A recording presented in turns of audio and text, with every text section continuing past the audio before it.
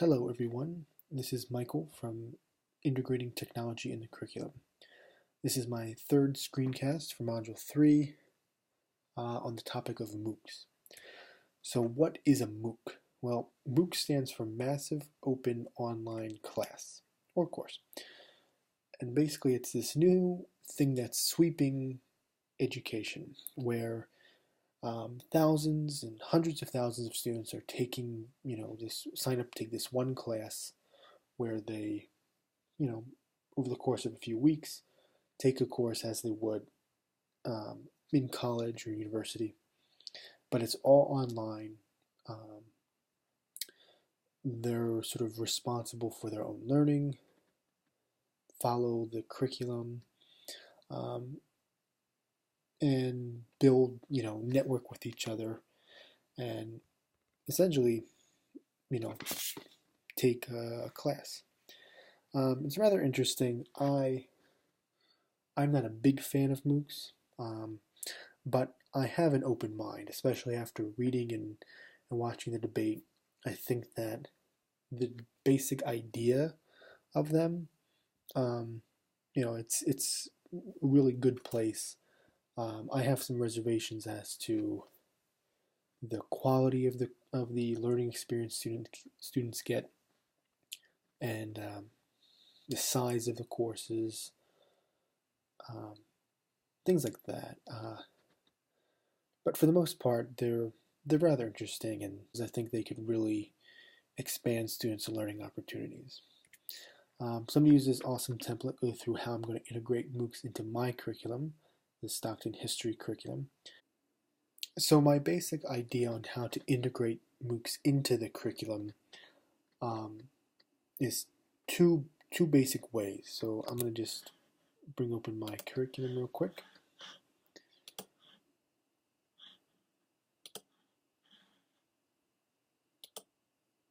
So if we see here, so my MOOCs, there's two important things. So first of all, in the Stockton curriculum, students are required to take 24 credits of these things called cognate courses, and those are basically additional classes that are in history, art, communications, dance, languages, literature, music, philosophy, theater. So these are different things that students can, sort of gain more context into history. So one way of integrating MOOCs is to say students can take one of these cognate courses as a MOOC from a different university. The second option would be to take a history MOOC in their students' free time, sort of in addition to all of these courses here. Students can, choose an option from a different course. Students can choose some kind of a class, as long as it's a history class, and take it and sort of gain some understandings with certain objectives. So the purpose of the MOOC integration. So there are really two real key things I want to get out of this. So the first is the ability for students to take courses that aren't offered at Stockton, but they are interested in, and courses that are taught by scholars who are experts in the field that can give more to the student than a professor at Stockton. And so the MOOCs really open that up. You can take a class from, anywhere really, and sort of expand your knowledge. The second objective is to use sort of the benefits of a MOOC, which is the sort of the personal learning network. Since enrollment in a MOOC is open to literally anyone in the world, students can really build their network with each other from different universities around different countries, and I think it's a big benefit to them. And also, as a history major, they can use their sort of upcoming expert knowledge, to do peer reviews in MOOCs and sort of help other students, which I think is very valuable in learning. So sort of the issue that this technology is meant to address. So I think there's two of them on a large scale. MOOCs are designed to sort of provide new learning opportunities to people who don't have them. In the debate we watched, they sort of focus on 5 key points that MOOCs sort of are tended to solve. That's price. Usually MOOCs are free, or there's a fee that you can do for extra services. They're convenient. They can you can take them whenever you want, really. They're available to anyone in the world. There's flexibility in terms of what you want to do, what assignments you want to do, things like that. And then, of course, they're open. Anybody can take them. So those 5 points, I think, this is what this MOOC is trying to occur on a large scale. And then on a smaller scale, I think that, kind of towards the objectives, it's sort of to open the Stockton University history students, give them more learning opportunities that they may not be able to have, and meet new people. The information that I found important, so obviously the readings. I think I really liked the debate that we watched from the Milken Institute. I really liked, I think the two gentlemen on each side had some good insights, and after watching that, I sort of had a better understanding and a stronger comfort level with the MOOCs. I also found the article by Bali interesting about the MOOC pedagogy. I really found it interesting. He brought in the Chickering and Gamson's 7 Principles of Good Practice in Undergraduate Education and went through and saw which works, which doesn't work. I think that's very valuable in seeing how MOOCs can be improved. The article from Swen, I think that's how you pronounce it, Peer Assessment in MOOCs, that provided some interesting insight in how students learn from each other. I found that very interesting. But the readings really gave me a better understanding. I've taken a few MOOCs myself as well, so I had some experience in that. But I think that the readings sort of gave a strong, base information that I found really helpful. So my expectation is that students will become stronger by taking the MOOC, either by gaining more knowledge that they wouldn't necessarily be able to get at Stockton because courses aren't offered, or it's being taught by a renowned scholar who has something more to give.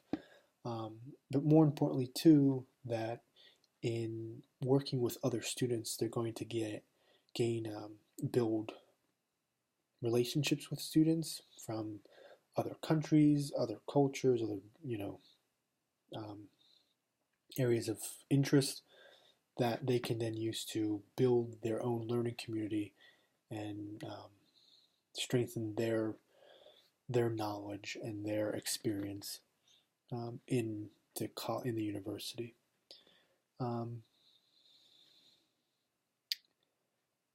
And second, I would expect that in taking MOOCs, students will benefit in learning an option to increase lifelong learning, which I think is very important. So concepts. So MOOCs are very new. So there's not a lot of, theories and all that are surrounding MOOCs. And the way I'm integrating the MOOCs is more of sort of an in addition to the current curriculum. But I think, sort of helping students pick different courses and then helping guide them through the course and sort of being a resource is sort of some things that I would like to integrate into this technology integration. Assumption. So first of all, my assumption is that students will actually take the time out of their break and take a MOOC. I assume that there will be some kind of MOOC available that is interesting to them, and of course, that they have the tools available to take a MOOC. So a computer, some kind of a strong internet connection, and then assumption that the professor is going to be willing to assist students over the course of the break should they need assistance of any kind while they take this MOOC. I think out of all the assumptions, I think the most important one is that there is going to be an actual class available that's going to coincide with their break, which is kind of important. The implications and consequences. So, using the MOOC, it's going to be a lot of work, and students are going to be communicating with other people from around the world. So, it's going to result in socializing with other people, and that could result in, hopefully, a growth in their learning experience, or we have to be aware too that it could result in cyberbullying or some kind of a negative experience which may affect the student. So I think keeping an eye on how things are going, getting feedback from the student is important. But ultimately, I think the overall consequence would be students will get more out of taking this MOOC than they wouldn't, and it'll make them better students, and hopefully better people in the long run, because then they'd use these MOOCs to, as I said earlier, increase their lifelong learning by taking courses just out of curiosity. And the points of view, so there's a few of them. So first, the student's point of view, they're going to be interested in doing this. The MOOCs are different than traditional face-to-face classes, so there's going to be some adapting to the change and helping students sort of get a positive experience out of it. The same goes with the faculty, with the professor or the instructor. They're going to be interested in taking either in helping the student take the MOOC, answering questions, providing feedback, when necessary. Obviously not sort of grading, but just sort of overall feedback. That means the instructor has some experience with MOOCs. This is new to them as well, most likely. So if they're not sure what's going on, they're not going to be that much of a help. So I think some training in that sense, maybe even having the instructor take the MOOC alongside the student, just sort of as a just to follow along and see what's going on. But obviously, if multiple students are taking multiple MOOCs, then that's impossible. But just a general overall, check-in that they'd be willing to do. I think more importantly too is on the administrative side. Is the university willing to give students credit for taking these MOOCs that aren't sort of verified by the university and therefore certified to be worth 4 credits or whatever? I think that's going to be a big challenge that it's going to have to be looked at before a faculty member okays a student taking a MOOC for credit. And that's a lot of, I think, big discussion that needs to start to happen. But I think ultimately there's a lot more that has to be done with MOOCs before they're going to be at that level. If anything, they're not going to replace the traditional face-to-face class. They're not going to replace the university or the college. They're definitely going to influence it, and they could very well take over the future, or they could lead to some new type of educational experience that merges internet and the 5 goals of a MOOC: price, convenience, ubiquity, flexibility, and openness. Or after a few years, they could just go away, and something new will take its place. But nonetheless, they are here now, and sort of as a instructional designer, I view it as my responsibility to keep an open mind and try to improve it no matter what I can, no matter how small, just so that students who are taking it are getting the most out of it. So they're very interesting. If you have any questions, let me know. Thank you.